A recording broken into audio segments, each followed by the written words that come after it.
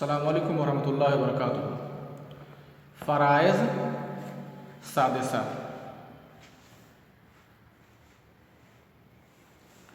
चलिए, मैंने पोती या पोतियों के अहवाल मैंने आप लोगों को बता दिए और वो अहवाल भी बता दिया कि अगर पोतियाँ निचले दर्जे की हों, उससे निचले दर्जे की हों, उससे निचले दर्जे की हों तो किसको कितना मिलेगा, उसकी पूरी सूरत हाल मैंने आप लोगों को समझा दिया है। और मुमकिन है आपको जो मैंने चार्ट लिखाया है, बताया है, उसको आपने समझ लिया हो। अगर कोई बात नहीं समझ में उसकी आती है तो आप पूछ सकते हैं। चलिए, मसला लगाइए। मसला ये लगाइए, उसी हिसाब से लिखो अलमय्यित,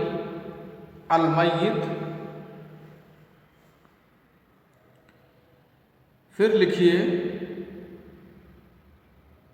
सलासु ज़ौजात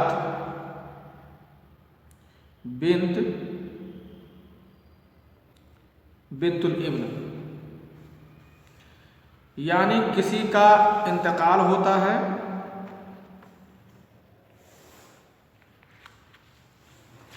और वो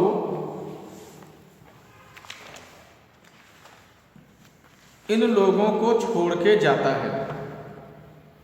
किन लोगों को?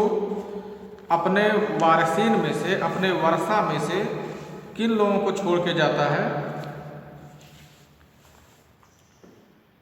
अपने वरसा में से वो छोड़ के जाता है 3 बीवियां और 1 बेटी और 1 पोती। तो इसमें पोती का कितना हिस्सा होगा? उससे पहले मैंने बेटी के अहवाल पढ़ाए हैं, बीवियों के अहवाल पढ़ाए हैं। इसमें कौन कितना हिस्सा पाएगी? आपको जो अहवाल लिखाए गए हैं उसके हिसाब से देख के बताओ। मान लीजिए हामिद का इंतकाल होता है और हामिद के वरसा में से उसकी 3 बीवियां हैं, 1 बेटी है और 1 पोती है। तो किसे कितना कितना हिस्सा मिलेगा? अब बीवी को हिस्सा देने के लिए मैंने आपको बहुत पहले बताया कि जिसको हिस्सा देना हो उसके अहवाल पे तुरंत जहन जाए। इस वजह से अहवाल दोहराते रहो, अहवाली फार्मूले का काम करते हैं।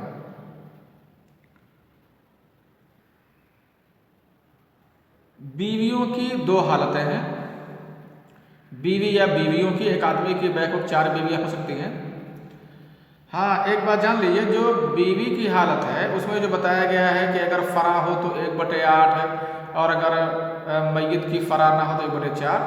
उसको ये जान लीजिए कि ऐसा नहीं है कि अगर 3 बीवियां हैं तो तीनों को 1/8 1/8 मिलता रहेगा, या 4 बीवियां हैं अलग अलग कंडीशन में भी कभी बीवियों का हिस्सा 1/4 होता है और कभी 1/8 होता है। तो 1/8 अलग अलग बीवियों का 1/8 नहीं होता है। मेरे कहने का मतलब यह है कि अगर किसी आदमी की 3 बीवियां जिंदा हों, जैसे यही मसला लेते हैं कि एक आदमी की हामिद है, मान लीजिए उसकी 3 बीवियां हैं और उसकी 1 बेटी है, फिर उसकी 1 पोती है। तो 3 बीवियां हैं, अब इनका हिस्सा कितना बनता है? अगर मय्यत की फरा मौजूद हो तो बीवियों का हिस्सा बनता है 1/8। अब ऐसा नहीं है कि 1/8 एक पाएगी, 1/8 जायदाद का 1/8 किसका होता है? 1/8 पूरी जायदाद का होता है। जायदाद के 8 टुकड़े किए जाए, उसमें से 1 टुकड़ा जायदाद को 8 बराबर भागों में बांटा जाए, बराबर हिस्सों में तकसीम किया जाए, उसमें से 1 हिस्सा 3 बीवियों का होगा। 1/8 का मतलब ये हुआ। तो ऐसा नहीं है कि 1/8 तीनों पाएंगे तो 3/8 हो जाएगा, बल्कि 1/8 बीवी या बीवियों का हिस्सा है। जायदाद का 1/8 निकाल दिया जाएगा। अब उसकी जितनी भी बीवियां होंगी, कम या ज्यादा, कम से कम 1 हो सकती है, ज्यादा से ज्यादा 4 हो सकती है, इससे ज्यादा नहीं। तो तो वो 1/8 का जो अमाउंट बनेगा 1/8 का, तो जायदाद का 1/8 जो हिस्सा बनेगा उसमें से ये हिस्सा उसी में बराबर बराबर बांट करके हिस्से लेंगे। बीवियों में छोटी बड़ी बीवी का कोई एतबार नहीं होता है ना, बल्कि बीवी है तो उन सबको बराबर हिस्सा तकसीम किया जाएगा, बराबर हिस्सा दिया जाएगा। अभी मैं इसको समझा रहा हूँ। 1/8 बीवियों का हिस्सा हो गया। बेटी को कितना मिलेगा? बेटी को भाई आप देख रहे हैं बीवियों का हिस्सा 1/8 मैंने क्यों दिया? इस वजह से कि दो ही हालत है। अगर मय्यत की फरा जिंदा है, मय्यत की बेटे पोते या बेटियां पोतियां अगर मय्यत की जिंदा हैं तो उनकी बीवी को फरा की मौजूदगी में 1/8 मिलता है, और अगर जिंदा नहीं है तो 1/4 मिलता है। तो मय्यत की फरा आप देख रहे हैं, बिन्त मौजूद है और बिन्त इब्न मौजूद है, यानी बेटी और पोती मौजूद है। फरा, इनको फरा बोलते हैं। उसूल, फुरू, हवाशी मैंने आपको इससे पहले बता दिया है, इसको देख लो। किसी के उसूल क्या होते हैं, फुरू क्या होते हैं और हवाशी क्या होते हैं, वो आप अच्छी तरह से उसको जान चुके होंगे, मैंने बता दिया है। अगर जहन से बात निकल गई हो तो फिर से उसको देख लो, 2 मिनट का समय लगेगा, आपको बात फिर से समझ में आ जाएगी अगर आपने लिखा होगा तो 2 हालतें हैं, बीवियों की 2 हालतें हैं, या तो उनको 1/8 मिलेगा या तो 1/4 मिलेगा। अब ऐसी सूरत में चूँकि मय्यत की बेटी पोती जिंदा है, फरा में से कोई एक ही होना काफ़ी है, फरा में से कई 2 या 2 से ज़्यादा का होना ज़रूरी नहीं है, एक ही होना काफ़ी है। तो 1/8 हो गया इनका हिस्सा। और बेटी किसी तरह से आपने 3 अहवाल पढ़े होंगे। अगर अकेली बेटी होती है तो उसको 1/2 मिलता है।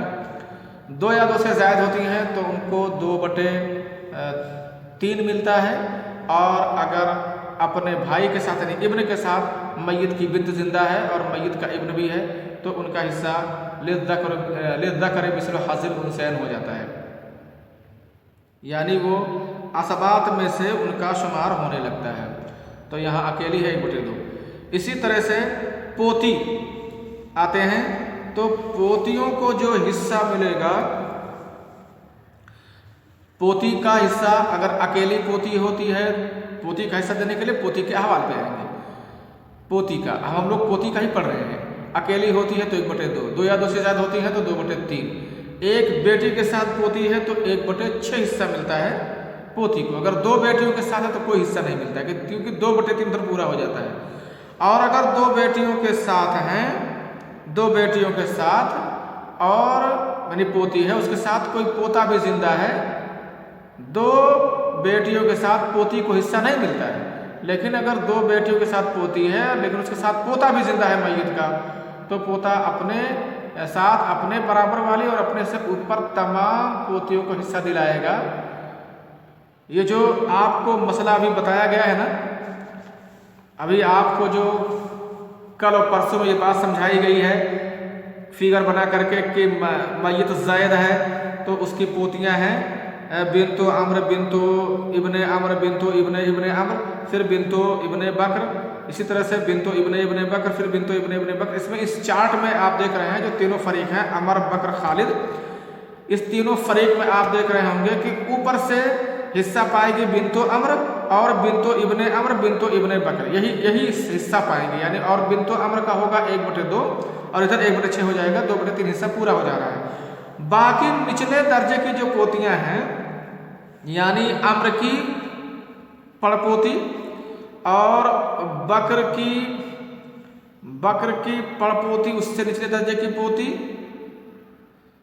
है ना, और खालिद की पड़पोती निचले दर्जे की पोती और उससे निचले दर्जे की पोती, ये सब हिस्सा नहीं पाएंगे, ये सब हिस्सा नहीं पाएंगे। लेकिन अगर मान लीजिए खालिद का यहां पोता जिंदा होता निचले दर्जे का, कहां यानी 5वें दर्जे का, इब्न बिन्त की जगह पर इब्न होता और उसके बाद 5 बार इब्न और होता, यानी 5वें दर्जे का अगर पोता जिंदा होता तो अपने बराबर वाली पोतियों को और अपने से ऊपर तमाम पोतियों को हिस्सा दिला देता और उनका हिस्सा फिर हो जाता लिज़्ज़कर मिस्ल हाज़िल उनसैन। लेकिन अगर नहीं पोता है तो इनको हिस्सा नहीं मिलेगा। तो वही है पोतियों के अहवाल में कि दो बेटियों की मौजूदगी में पोतियों को हिस्सा नहीं मिलेगा, दो बेटियों की मौजूदगी में पोतियों को हिस्सा नहीं मिलता है, ये तो आप जानते हैं।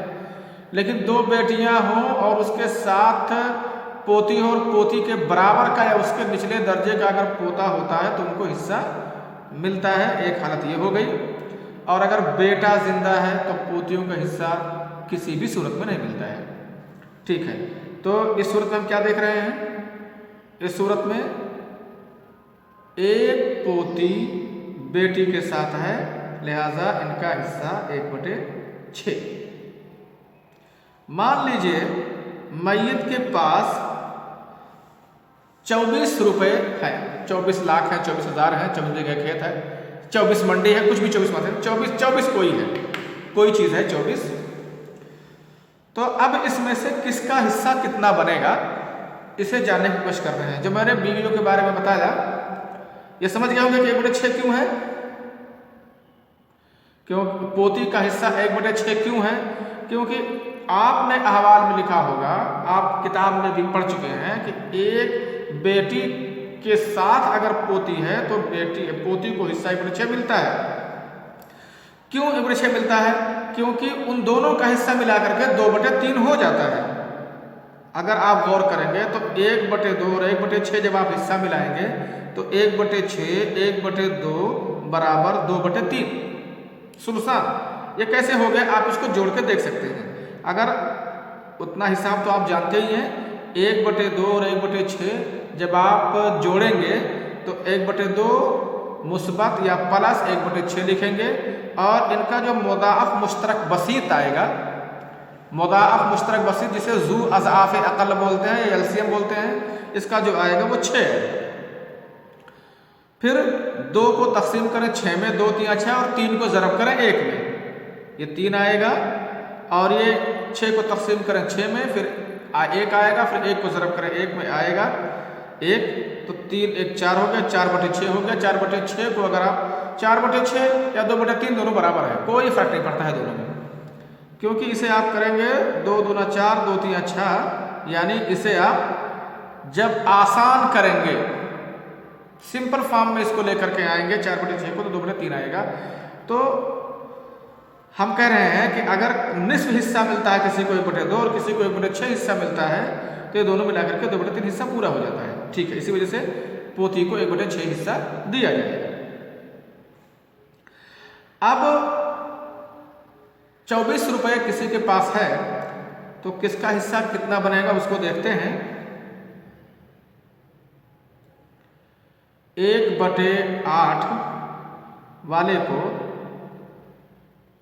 3 रुपये, मान लीजिए 24,000 है तो 3,000 हिस्सा ये बीवियों का होगा।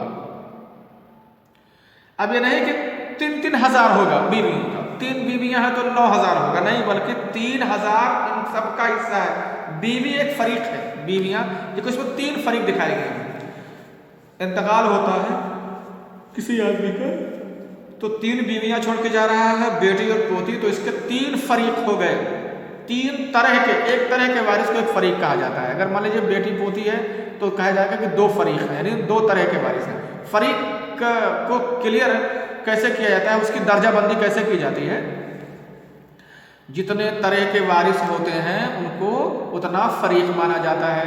जैसे मान लीजिए किसी आदमी का इंतकाल हुआ, उसके माँ है, बाप है, बहन है, ठीक है, बेटी है, तो माँ बाप बहन बेटी, माँ बाप बहन बेटी, ये 4 तरह के वारिस हो गए। गोया उसकी जायदाद के कुल 4 फरीक हो जाएंगे। अब उनमें शरई लिहाज से जिसका जितना हिस्सा उनके हालात के लिहाज से बैठेगा उतना वो पाएंगे। मैं फरीक बताता हूँ, इसमें 3 फरीक है। तो यहाँ जो हिस्सा दिया जा रहा है वो एक फरीक को दिया जा रहा है। अब उस फरीक में सबका हिस्सा बराबर होगा, तो 1/8 इन बीवियों को दिया जाएगा। मैं वही कह रहा था कि 1/8 देने का मतलब नहीं कि 3 बीवियां हैं तो तीनों को 1/8 1/8 1/8 दिया जाएगा, वरना तो ऐसे अगर कर दे तो इनका हिस्सा बहुत ज़्यादा हो जाएगा।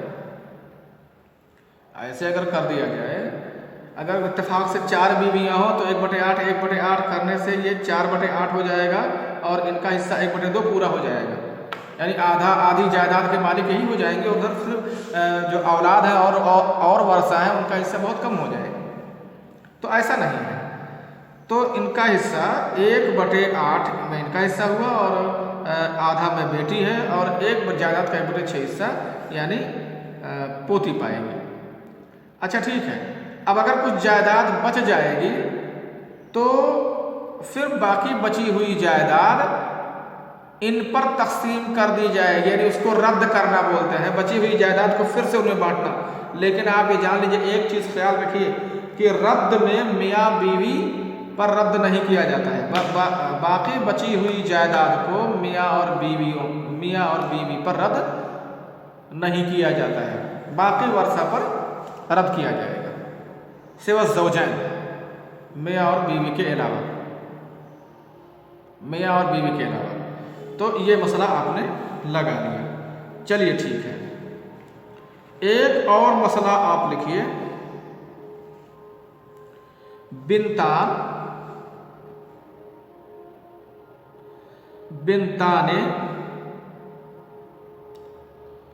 बिनता इब्न, फिर बिनतो इब्नो इब्न, फिर है इब्नो इब्ने इब्न। यानी किसी का इंतकाल होता है तो 2 बेटियां, 2 पोती, 2 और 1 पड़पोती और 1 पड़पोता छोड़ के जा रहा है। किसी आदमी का इंतकाल हुआ तो वो 2 बेटियां छोड़ के, उसके वर्षा में से 2 बेटियां हैं, 2 पोतियां हैं और 1 पड़पोती है। पोती को बिन्तो इब्न बोलते हैं, यानी बेटे की बेटी को पोती बोलते हैं। पड़पोती बोलते हैं बिन्तो इब्ने इब्न, यानी पोते की बेटी को पड़पोती बोलते हैं। पोते के बहन को तो पोती बोलेंगे और पोते की बेटी को पड़पोती बोलेंगे और पोते के बेटे को पड़पोता बोलेंगे, या पोती उससे जस्ट निचले दर्जे की पोती, या पोता उससे मुत्तसलन निचले दर्जे का पोता, ये आप बोल सकते हैं। तो इसमें किसको कितना कितना हिस्सा मिलेगा इसको जरा देख लेते हैं। आप देखेंगे बेटियों को हिस्सा देने के लिए 2 या 2 से ज़्यादा बेटी हो तो उनका हिस्सा 2/3 होता है। फिर आते हैं पोती है और पड़पोती है, तो जाहिर है पहले पोती को हिस्सा दिया जाएगा। पोती को देखते हैं हिस्सा पाएगी कि नहीं पाएगी। पोती 2 बेटियों की मौजूदगी में पोती हिस्सा नहीं पाती है, तो जब 2 बेटियों की मौजूदगी में पोती हिस्सा नहीं पाती है तो 2 बेटियों की मौजूदगी में पड़पोती क्या पाएगी? नहीं पाएगी। हाँ, 2 बेटियों की मौजूदगी में पोतियां पड़पोतियां हिस्सा नहीं पाती हैं, इल्ला ये कि उनके बराबर का या उनसे निचले दर्जे का कोई पोता हो वारिस, तो अपने साथ अपने बराबर और अपने से निचले दर्जे के अपने से ऊपर वाली तमाम पोतों को हिस्सा दिला देगा। अब हम यहाँ देख रहे हैं कि 2 बेटियों की मौजूदगी में पोतियां हिस्सा तो नहीं पा रही हैं, लेकिन क्या निचले दर्जे का या बराबर दर्जे का कोई पोता है? तो हम देख रहे हैं कि इसमें इब्नो इब्ने इब्न यानी पड़पोता जिंदा है। तो जब पड़पोता जिंदा है तो पोती और पड़पोती, भाई पड़पोता जिंदा है तो पड़पोती उसके बराबर की पोती हुई और पोती उससे एक स्टेप ऊपर दर्जे की पोती हुई। पोती उससे एक स्टेप ऊपर के दर्जे की पोती हुई। तो अगर निचले दर्जे का पोता जिंदा है तो बेटियों की मौजूदगी में पोतियां हिस्सा नहीं पाती हैं, लेकिन अगर बराबर दर्जे का यानी पोतियों के बराबर दर्जे का या निचले दर्जे का पोता जिंदा है तो वो अपने से ऊपर तमाम पोतियों को हिस्सा दिलाएगी। तो यहाँ चूंकि निचले दर्जे का पोता मौजूद है तो अपने बराबर वाली पोती को, तो इब्न के बराबर वाली है बिन्तो इब्ने इब्न और इससे ऊपर की है बिन्ता इब्न, इन तमाम को हिस्सा दिलाएगा और इनका सब हिस्सा हो जाएगा लिज़्ज़करि मिस्लु हज़्ज़िल उन्सयैन। अब कैसे क्या होगा, 2/3 हिस्सा बेटियों का हो गया, बाकी बचता है 1/3। 1/3 हिस्सा इनके हिस्से में आएगा और 1/3 हिस्से का कोई अमाउंट बनेगा, वे किसी जायदाद का सुलुस जो है तीसरा भाग, कुछ लाख कुछ बीघा, कुछ सोना चांदी कुछ बनेगा ना, फिर उसको इन पोते और पोतियों में लिज़्ज़करि मिस्लु हज़्ज़िल उन्सयैन के हिसाब से तकसीम कर दिया जाएगा, यानी इनको 2-1 के तनासुब से तकसीम किया जाएगा। 2-1 का तनासुब क्या हुआ, अब पोता 1 है तो उसको 2 के बराबर माना जाएगा, इधर एक पोती है तो 3, इधर 2 पोतियां हैं तो 5 है। 5 हिस्सों में तकसीम किया जाएगा जायदाद को। किस जायदाद को, जो 1/3 भाग के तौर पर जो जायदाद आई है, इधर देखिए कुल 5 राशि बनते हैं तो इसमें से क्या किया जाएगा, 2 पोते को दिया जाएगा, इधर 1 हिस्सा 1 पोती को दिया जाएगा, फिर 2 हिस्सा 2 पोते को दिया जाएगा। तो इस तरह से इनका हिस्सा इनको मिल जाएगा। अस्सलाम वालेकुम रहमतुल्लाहि व बरकातुहू।